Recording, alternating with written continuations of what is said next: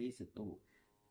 മറ്റൊരു പ്രദേശത്ത് പോയിട്ട് അവിടെ ഏതെങ്കിലും ഒരു വീട്ടിൽ പോയിട്ട് ഗുരുദേവനെ കുറിച്ച് സംസാരിക്കും. അപ്പൊ ഇവിടെ ഇതിനു മുമ്പ് തന്നെ ഗുരുദേവന്റെ പ്രശസ്തി ഇവിടെ എത്തിക്കഴിഞ്ഞു ആ സ്ഥലത്ത്.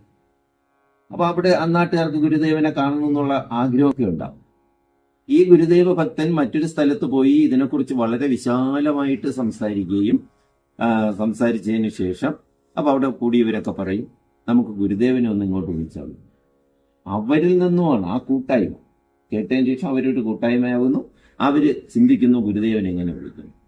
അപ്പൊ ഭക്തർ അതിൽ നിന്ന് 4-5 പേര് വന്ന് ഗുരുദേവനോട് പറയും. അപ്പൊ ഇദ്ദേഹം ഏറ്റവും സമീപത്തായിട്ടുള്ള ഒരു സമയം, ഇദ്ദേഹം തിരക്കാണ്, ഇപ്പൊ നല്ല തിരക്കിലാണ്. തിരക്കെന്ന് വെച്ചാൽ വേറൊന്നുമല്ല, സമൂഹത്തെ എങ്ങനെ ഉന്നതിയിലേക്ക് എത്തിക്കാം എന്നുള്ള ആ തിരക്കിലാണ്. ആ ഒരു സമയം ഇദ്ദേഹം കണ്ടെത്തുന്നു. അവിടെ പോകുന്നു. അവിടെ പോയി അവരെല്ലാം കാണുന്നു. ആ സ്ഥലത്തിനെ കുറിച്ചൊന്ന് പഠിക്കുന്നു. അതാണ് ആദ്യം ചെയ്യുന്നത്. സ്ഥലത്തിനെ കുറിച്ച് പഠിക്കുന്നു.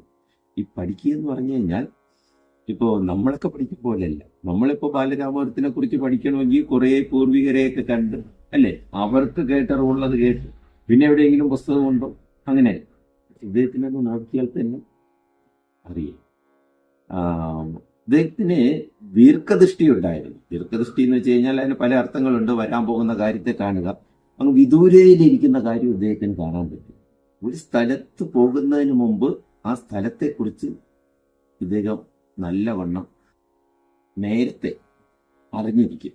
തൻ്റെതായ കാഴ്ചപ്പാടിൽ, തൻ്റെ ദീർഘദൃഷ്ടിയിലൂടെ അവിടെ പോയി പിന്നീട് അദ്ദേഹം തീരുമാനിക്കുന്നതാണ് ഇവിടെ ഒരു ആശ്രമമാണോ സ്ഥാപിക്കേണ്ടത്, അതോ ഒരു നെയ്ത്തുശാലയോ, അതോ അതുമായി ബന്ധപ്പെട്ട ഏതെങ്കിലും വ്യവസായമാണ്, അതോ ഇനി സ്ഥാപിക്കേണ്ടത് ഒരു ക്ഷേത്രമാണ്, അതോ പാഠശാല.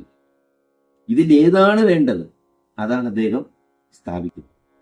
പക്ഷേ ക്രമേണ ഈ മിക്കവാറും ക്ഷേത്രങ്ങൾ അവിടെ സ്ഥാപിക്കും, അല്ലെങ്കിൽ അവിടുത്തെ ക്ഷേത്രത്തെ ശുദ്ധീകരിക്കും. ക്രമേണ സംഭവിച്ചെന്താ, ക്ഷേത്ര കാര്യങ്ങൾ മാത്രം പുറത്തേക്ക് പോകും. ഈ വ്യവസായശാല സ്ഥാപിച്ചതും ആശ്രമം സ്ഥാപിച്ചതും വിദ്യാഭ്യാസ സ്ഥാപനം സ്ഥാപിച്ചതും അതങ്ങ് അപ്രസക്തമായി പോകും. നമുക്ക് ഇനി മുന്നോട്ട് പോകുമ്പോൾ കാണാം. ഈ പെരിങ്ങോട്ടുകരയില് ഇദ്ദേഹം ആദ്യം പോയി ചെയ്തത് ഒരു ആശ്രമം സ്ഥാപിക്കുകയാണ്. ആശ്രമം സ്ഥാപിച്ച് വർഷങ്ങൾക്ക് ശേഷമാണ് ഒരു ചെറിയ ക്ഷേത്രം സ്ഥാപിക്കുന്നത്. ക്ഷേത്രം സ്ഥാപിച്ച് അതും വർഷങ്ങൾ കഴിഞ്ഞിട്ടാണ് അതിനൊരു വലിയൊരു ക്ഷേത്രം.